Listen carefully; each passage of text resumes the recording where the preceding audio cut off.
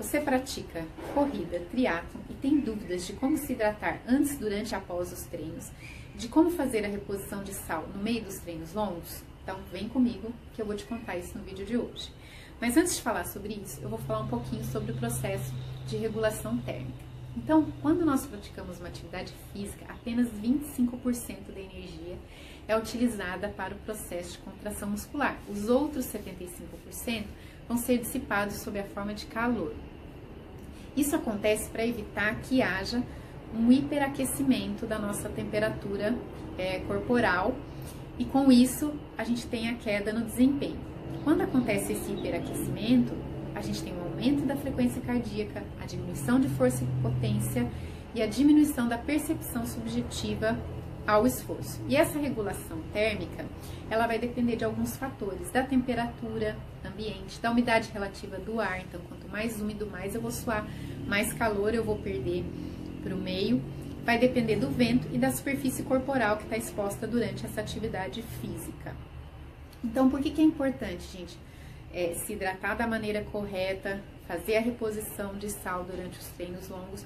Porque quando nós suamos, através do suor, nós perdemos sais. E esses sais, eles são importantes para diversas funções do nosso organismo, né? Principalmente o processo de contração e relaxamento da musculatura durante a atividade física. Então, a gente perde sais e minerais através do suor. Então, nós temos no suor sódio, potássio, cálcio e magnésio, que são super importantes aí para esse processo de contração e relaxamento da musculatura. Então, quais são os sintomas de uma hipoidratação? Agora, levando em consideração não apenas a atividade física, mas a hidratação de uma forma geral. Quando eu estou hipoidratado, eu vou ter uma diminuição do volume sanguíneo, então eu vou ter um aporte de sangue menor para as células e para os músculos, para o corpo como um todo. Então, com isso eu vou ter uma acuidade mental reduzida, eu vou ter fadiga, constipação, dores musculares, cãibras, a diminuição do humor, a redução do nosso sistema imunológico e um desequilíbrio hidroeletrolítico. E agora eu vou falar um pouquinho sobre como medir o grau de hidratação do atleta, como vai ser a reposição de líquidos e sais. Mas antes de continuar esse vídeo, se você está gostando, clica aí no like, dá um like, compartilha, salva para ver depois, se inscreve no meu canal e ativa aí o sininho de notificações para você receber essa notificação quando novos vídeos forem publicados. Então vamos lá, como que nós vamos medir o grau de hidratação do atleta? Eu posso medir através do peso corporal, através da coloração da urina, então quanto mais escura a urina, mais desidratado está este atleta, e através da gravidade específica da urina. Mas hoje eu vou falar aqui de dois parâmetros que nós podemos medir para saber o quanto de suor nós estamos perdendo por hora e qual é o percentual de desidratação do atleta. Então, primeiro eu vou falar da taxa de sudorese, que é a perda de suor por hora. Como que nós vamos calcular isso? Então, você vai pegar o peso antes do exercício, vai subtrair do peso após o exercício, vai somar isso ao volume de líquido ingerido durante a atividade física, isso inclui também não somente a água, mas as bebidas isotônicas e os suplementos líquidos, vai diminuir isso do volume de urina quando possível, tá? E vai dividir pelo número de horas da prática de exercício físico, né? Por quanto tempo você fez essa atividade. Então, vamos supor que eu tenho um homem com 75 quilos antes do exercício, ele perdeu 2 quilos durante a atividade física, então menos 73, 75 menos 73, e ele ingeriu 1 litro de água, 1 litro de líquido durante a atividade física. Então, 75 menos 73, mais 1 litro e não urinou. Isso eu vou dividir pelo número de horas que ele praticou atividade física, no caso 2 horas. Então, eu vou ter 75 menos 73, 2, mais 1 litro, 3. Dividir por 2, eu vou ter uma taxa aí de sudorese de 1,5 litros, tá? 1,5 litros de suor por hora. Calculado isso, calculada essa taxa de sudorese, agora eu vou calcular o percentual de desidratação. Como que eu vou fazer isso? Eu vou pegar a perda de suor, que foi 1,5 litros, vou dividir pelo peso antes da prática de atividade física, que era 75 quilos, eu vou ter 0,02 e vou multiplicar isso por 100. Aí eu vou ter o percentual de desidratação, que no caso foi de 2%. Quando nós temos uma perda de peso corporal acima de 2 quilos, nós já vamos ter comprometimento da função cognitiva e do desempenho em exercícios aeróbicos.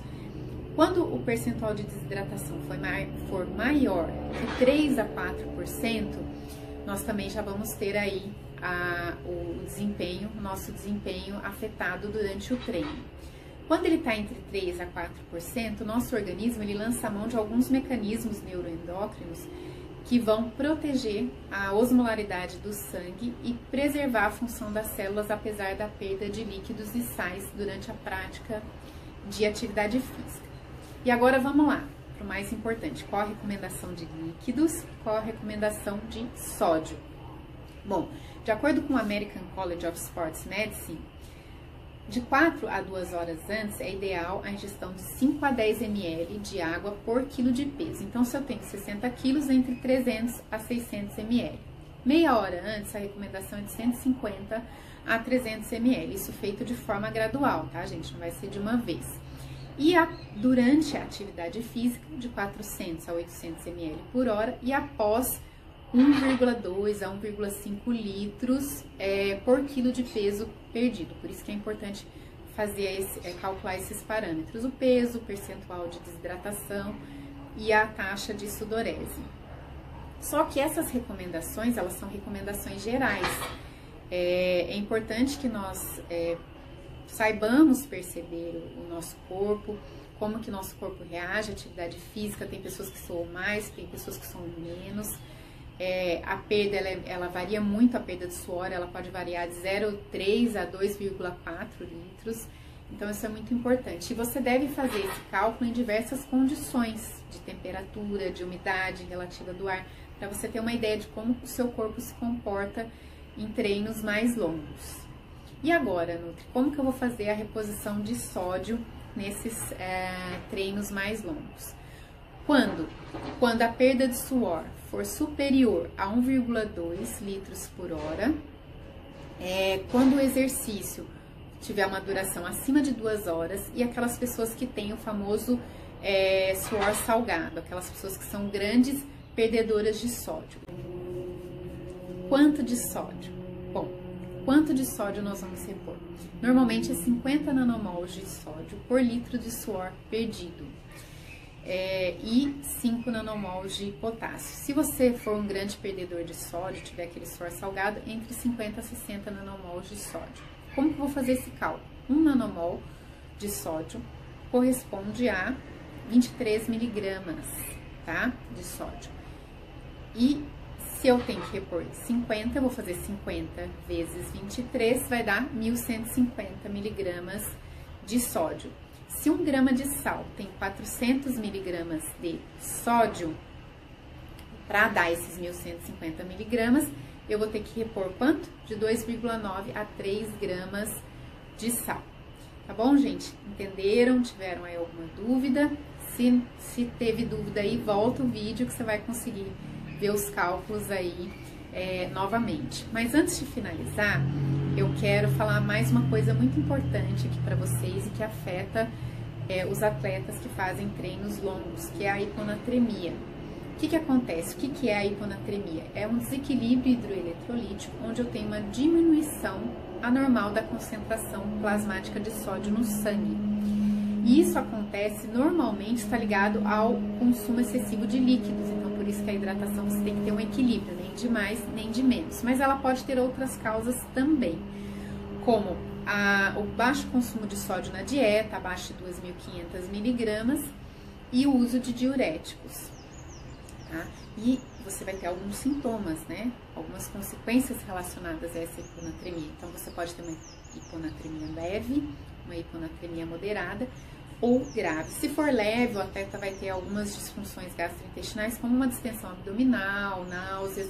Se for uma hiponatremia moderada, o atleta pode ter a cefaleia, vômito, fadiga, edema nos pés e nas mãos, e se for a grave, pode levar aí ao coma, a parada respiratória e a morte. E, gente, mais uma questãozinha aqui para finalizar, que tem que tomar cuidado, né? Que tudo que é de mais ou de menos é ruim. A reposição excessiva de sódio também ela vai ser prejudicial, tá? Porque ela vai aumentar a excreção de potássio na urina e também vai levar a alguns desconfortos gastrointestinais, tá bom? Espero que eu tenha esclarecido as dúvidas de vocês, que esse vídeo tenha sido esclarecedor. Se você tem dúvida, volta aí para ver os cálculos, tá bom? Se inscreve no meu canal, dá o like, compartilha esse vídeo com os amigos e comenta aí. E me segue no Instagram também, tá bom? No Instagram e no Facebook. Um ótimo dia para vocês.